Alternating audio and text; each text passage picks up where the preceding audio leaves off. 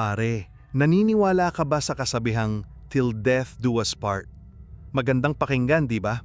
Isang pangako. Pero paano kung kahit ang kamatayan, hindi kayang tapusin ng isang nakasanayan? Ang asawa ko, si Elias, ay namatay nung Martes. Aneurysm. Biglaan. Walang babala. Isang umaga, nagpaalam siyang papasok sa trabaho. Kinahapunan, tinawagan na lang ako ng ospital. Pagdating ko, wala na siya.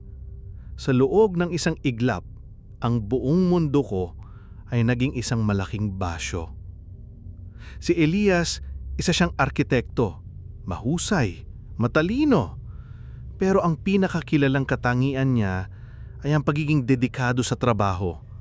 Para sa kanya, ang overtime ay hindi exception. Ito ay a rule. Ang mga tawag niya sa akin tuwing 7:00 ng gabi ay naging ritual na.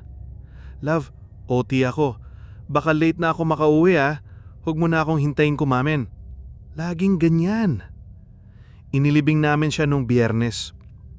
Puno ang chapel ng mga kaibigan, pamilya at mga katrabaho na nagsasabing isa siyang alamat sa kumpanya. Ako, tulala lang. Parang nanonood ng pelikula tukol sa buhay ng ibang tao.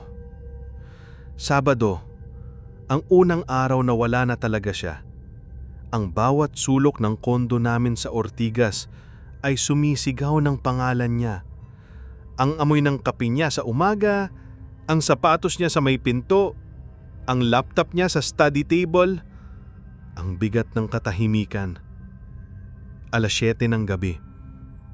Nanonood ako ng TV pero lumilipad ang isip ko. Biglang nag-ring ang cellphone ko. Tinignan ko. Namlamig ang buong katawan ko. Ang pangalan sa screen, Elias, my love. Nanginginig kong sinagot. Hello? Sa kabilang linya, narinig ko ang pamilyar na tunog ng isang busy na opisina. Mga nagtatype sa keyboard, mga mahihinang pag-uusap, ang ungog ng aircon, at pagtapos, ang boses niya. Ang pagod pero malambing niyang boses. Love, sorry, OT ako. Baka late na ako makauwi ah. Huwag mo na akong hintayin kumain. Bago pa ako makasagot, ibinaba na niya. Tulad ng dati. Nabitawan ko ang cellphone. Tumama ito sa sahig na may malkas na kalabog. Nakatitig lang ako sa kawalan. Ang utak ko, sunusubukang iproseso ang imposible. Si Elias, patay na.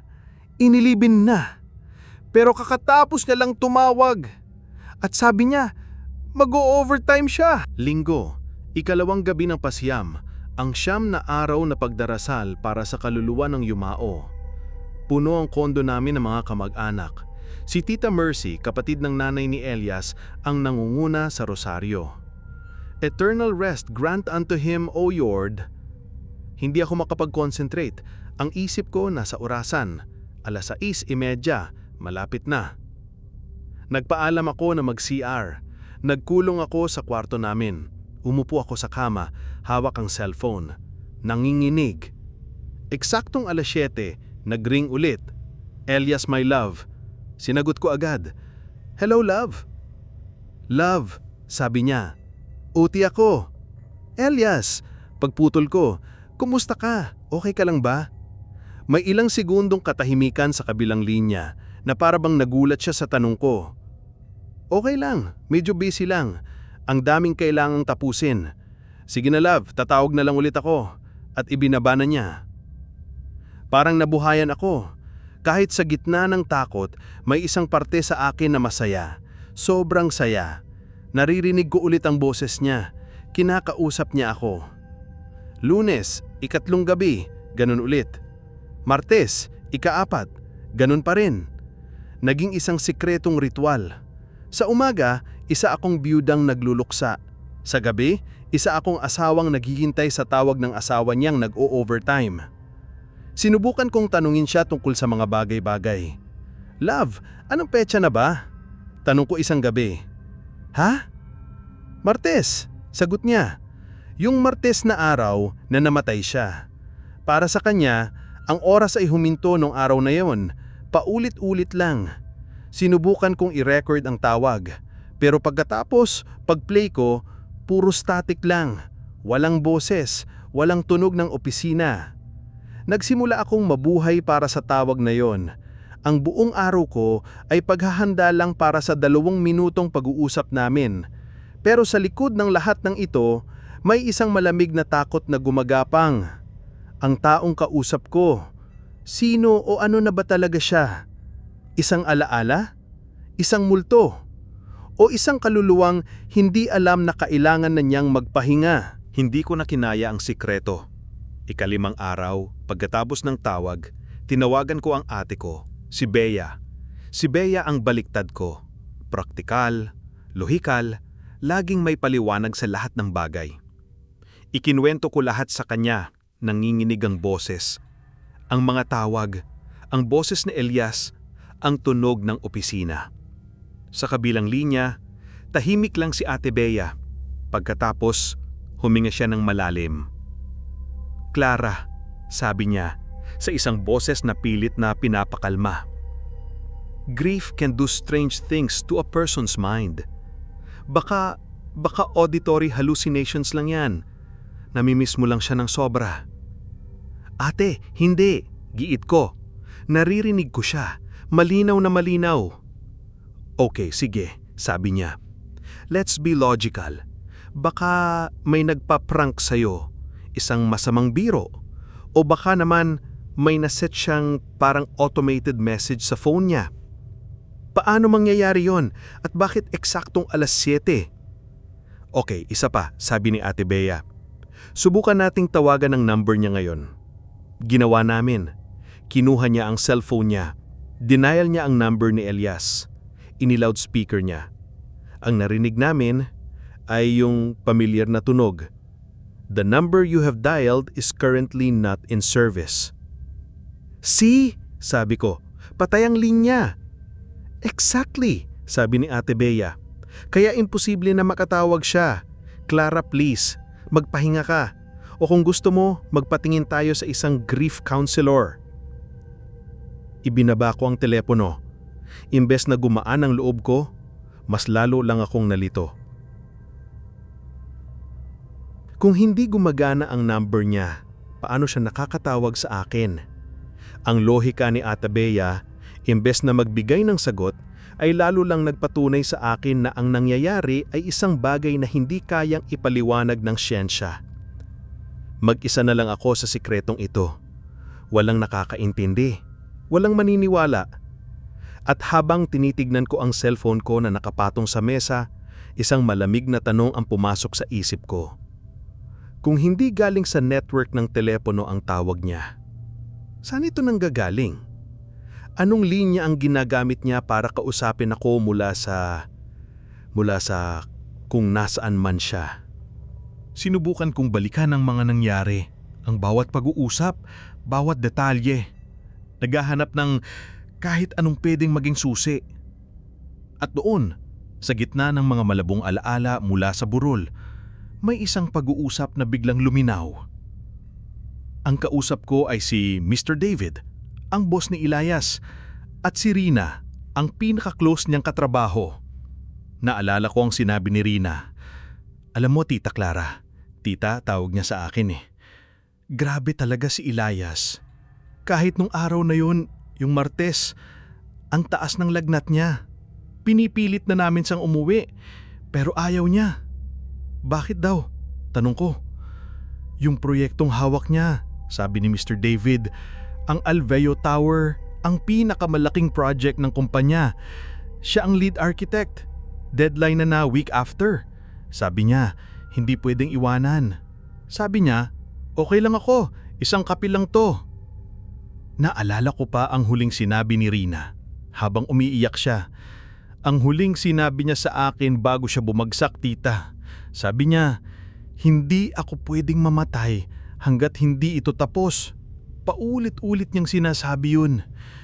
Hindi ako pwedeng mamatay hanggat hindi ito tapos. Ang mga salitang yun ay umalingaw sa isip ko. Ito ba yun? Ito ba ang dahilan?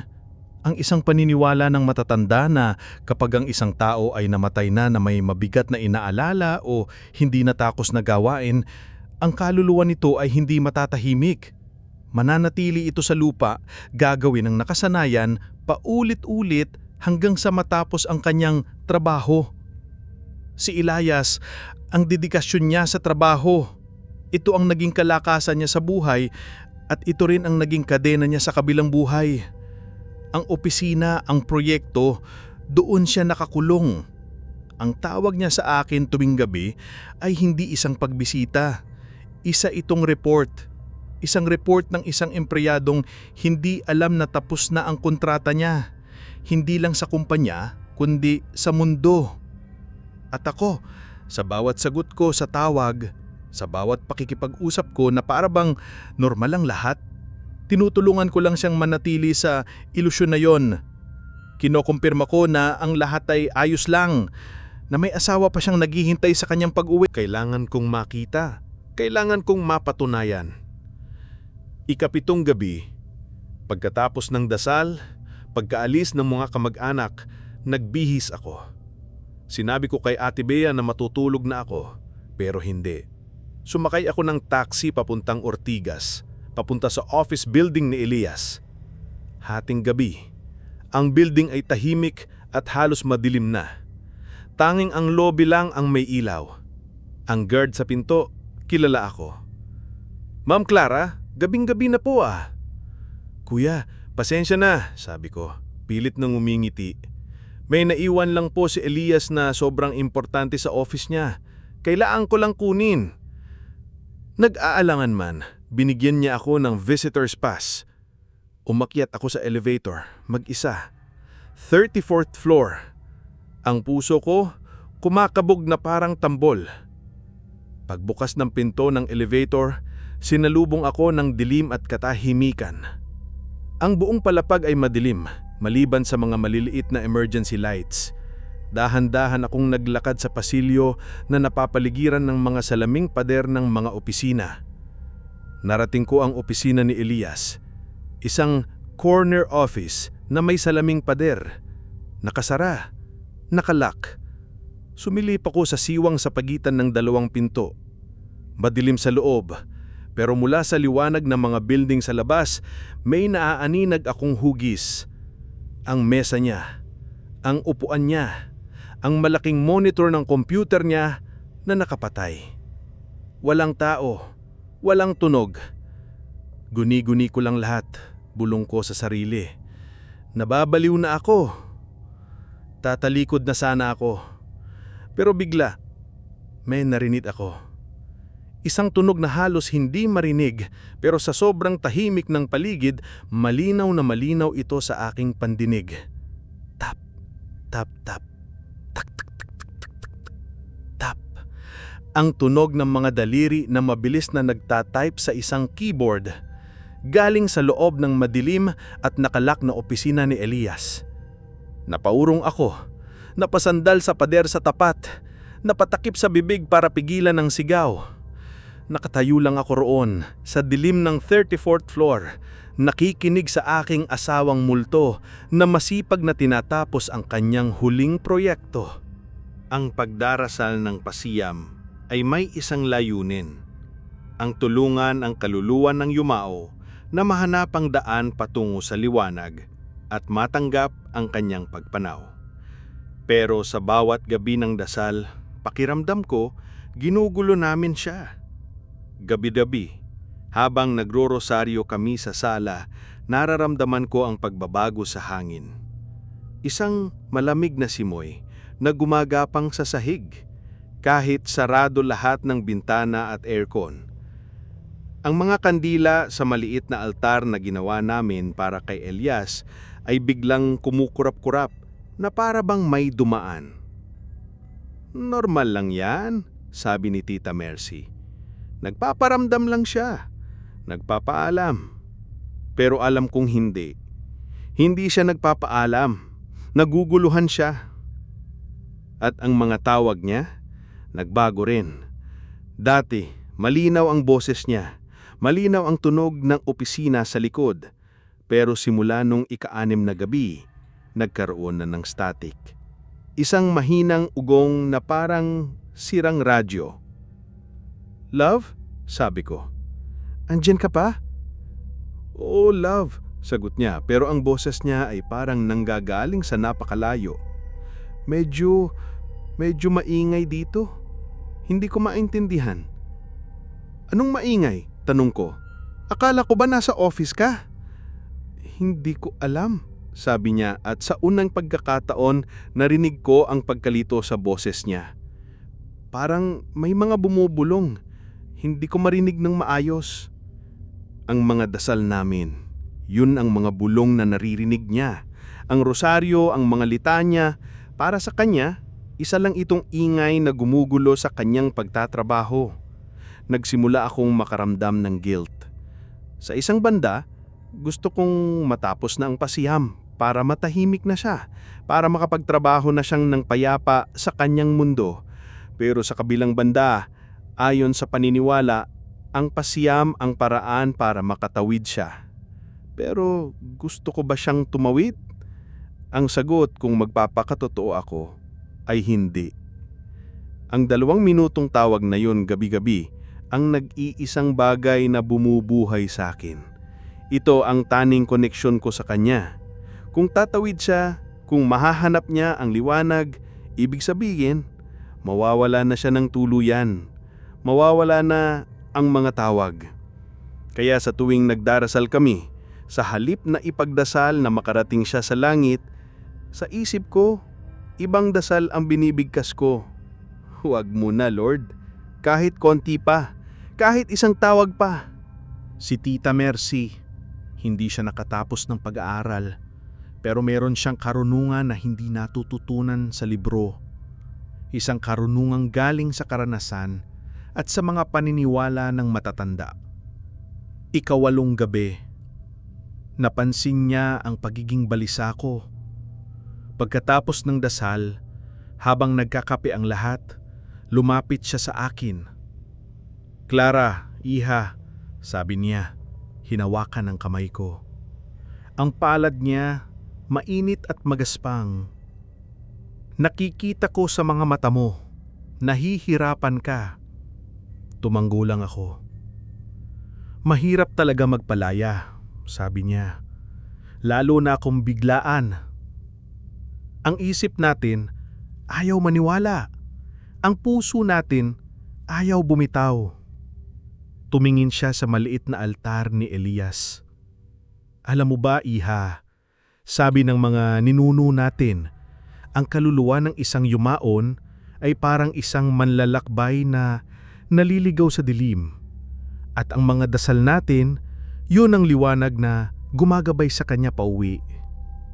Pero, pagpapatuloy niya at tinitigan niya ako ng diretso sa mata, ang liwanag na yon ay kayang takpan, kayang harangan. "Ano pong ang ibig niyong sabihin?" "Ang mga luha ng naiwan," sabi niya. "Ang sobrang pighati, ang pag-asang sana nandito pa siya. Lahat nun parang isang malagkit na putik sa paanan ng kaluluwa." Bumabagal ang kanyang paglakad. Minsan, dahil sa sobrang bigat, hindi na siya makaalis. Mananatili siyang nakagapo sa atin, sa mga alaala. Para akong sinaksak. Bawat salita niya ay tumatama.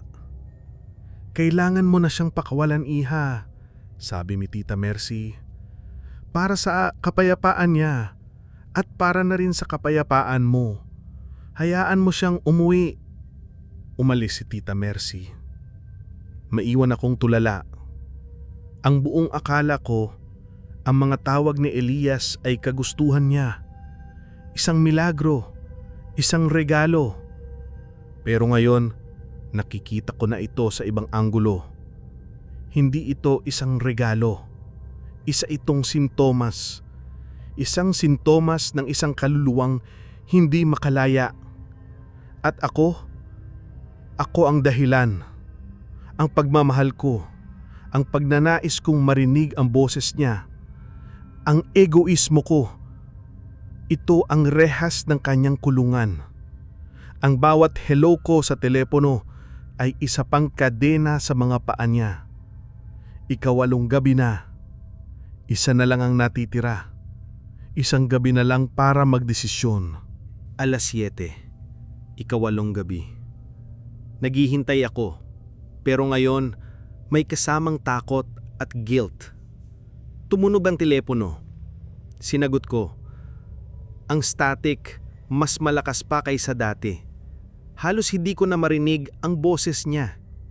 Love? Sabi ko. Elias? Clara. Bawat pantig, parang pilit. San ka? Nasa bahay ako, love.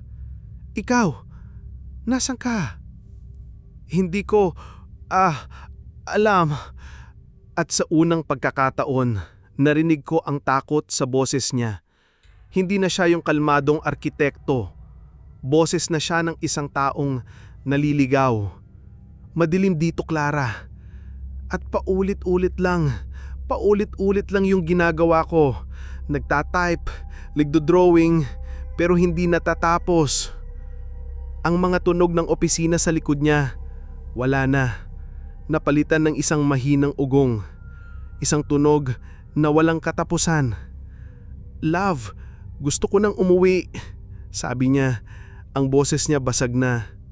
Pero hindi ko alam kung paano. Hindi ko mahanap ang pinto. Nagsimula akong umiyak. Ang rutinang dating nagbibigay sa kanya ng layunin ay naging impyerno na niya. Ang opisina ay naging isang purgatorio. At nagsisimula na siyang magising sa katotohanan. Ang mga dasal namin, ang liwanag na sinusubukan naming ipadala ay nagsisimula ng tumagos sa kanyang artipisyal na mundo. Ginagawa nitong malabo ang mga pader. Ginugulo ang sistema. Makinig ka sa akin, Elias. Sabi ko habang umiiyak. Magpahinga ka na. Okay na. Tapos na ang trabaho mo. Pwede ka nang umuwi. Pero yung proyekto, ako na ang bahala, sabi ko. Kahit hindi ko alam kung paano, ako na ang bahala sa lahat. Magpahinga ka na, mahal ko. May narinig akong isang malakas na tunog ng static, parang kidlat. Pagkatapos, naputol ang linya. Binaba ko ang telepono. Alam ko na ang kailangan kong gawin. Bukas, sa huling gabi ng pasyam, kailangan kong tapusin ang pagiging makasarili ko. Kailangan kong piliin ang kapayapaan niya, kahit ang kapalit nito ay ang habang buhay na katahimikan sa aking parte. Ang ikasiyam na gabi, ang wakas. Ang hangin sa kondo ay mas mabigat kaysa dati. Ang mga kamag-anak namin mas seryoso, mas taimtim ang mga dasal. Alam ng lahat na ito na ang pinakaimportanteng gabi. Ang huling tulak, ang huling paggabay sa kaluluwa ni Elias. Ako, nakaupo sa isang sulok. Hawak ko ang cellphone ko, naka-silent mode. Pero ramdam ko ang bigat nito sa palad ko. Nagsimula ang rosaryo.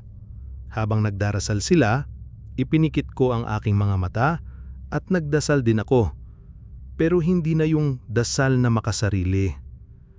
Lord, bulong ko, salamat po sa 8 araw. Salamat sa 8 tawag. Hayaan niyo na po siyang magpahinga. Hayaan niyo na po siyang umuwi sa inyo. Handa na po ako. 7:00 ng gabi. Nasa gitna kami ng litanya. Biglang nag-vibrate ang cellphone sa kamay ko. Napatingin ako. Kumikinang ang screen sa dilim ng kwarto. Ang pangalan, Elias, my love. Tumigil ang mundo ko. Ang ingay ng dasal sa paligid ko ay nawala. Ang tanging naririnig ko ay ang pagkabog ng sarili kong dibdib. Tumingin ako sa mga kamag-anak namin. Nakapikit sila. Taimtim na nagdarasal. Walang nakakaalam. Walang nakakakita. Ito na. Ang huling pagsubok, ang huling tukso. Isang sagot na lang at maririnig ko ulit ang boses niya. Isang sagot na lang at baka makulong ulit siya. Isang pindot na lang. Ang hinlalaki ko, nanginginig, ay dahan-dahang gumalaw papunta sa green button. Sobrang gusto kong sagutin. Gusto kong marinig ang paalam niya. Pero naalala ko ang boses niya kagabi. Ang takot, ang pagkalito. Gusto ko nang umuwi. Ang pag-uwi niya ay hindi sa akin. Hindi na. Ang telepono ay patuloy na nagva-vibrate sa kamay ko. Isang desperadong pagtawag mula sa kabilang buhay. Isang kaluluwang kumakatok sa huling pagkakataon. At ako, nasa harap ng pinto. Hawak ko ang seradura. Hinayaan kong mag-ring ang telepono. Bawat vibrate, parang isang suntok sa dibdib ko. Ring, ring, ring. Ang pinakamahabang minuto ng buhay ko. Ang mga luha ay bumuhos na mula sa mga mata ko, pero hindi ako gumalaw. Pinakinggan ko lang ang pagtawag niya, ang huling pagtawag, hanggang sa tumigil ito at bumalik ang katahimikan. Tapos na. Pagkatapos ng dasal, pagkaalis ng lahat, umupo ako sa dilim, yakap ang cellphone ko. Umiyak ako ng umiyak. Isang iyak ng kalungkutan pero may kasama na ring kapayapaan. Ginawa ko ang tama. Pinakawalan ko na siya. Ilang minuto pagkatapos, habang nakatitig lang ako sa blankong screen, bigla itong umilaw. Hindi isang tawag. Isang text message. Mula sa number ni Elias. Nanginginig kong binuksan. 3 salita lang ang laman. Salamat, paalam, mahal kita. Pagkatapos nun, sinubukan kong tawagan ulit ang number niya. The number you have dialed is currently not in service. Sinubukan kong i-text, message sending failed. Nawala na siya. Talagang wala na. Hindi ko alam kung ano ang nangyari nung gabing yun. Isang milagro ba? O isang huling guni-guni ng isang isip na pagod na sa pagluluksa? Hindi na mahalaga. Ang mahalaga, natahimik na siya. At ako, unti-unti, natututo na ring matahimik. Minsan kapag gabi at namimiss ko siya ng sobra, tinitignan ko ang text message na yon. Ang huling overtime niya. Ang huling paalam. Hindi pala kamatayan ang tumatapos sa lahat. Minsan, pag-ibig. Isang pag-ibig na sapat ang tapang para bumitaw.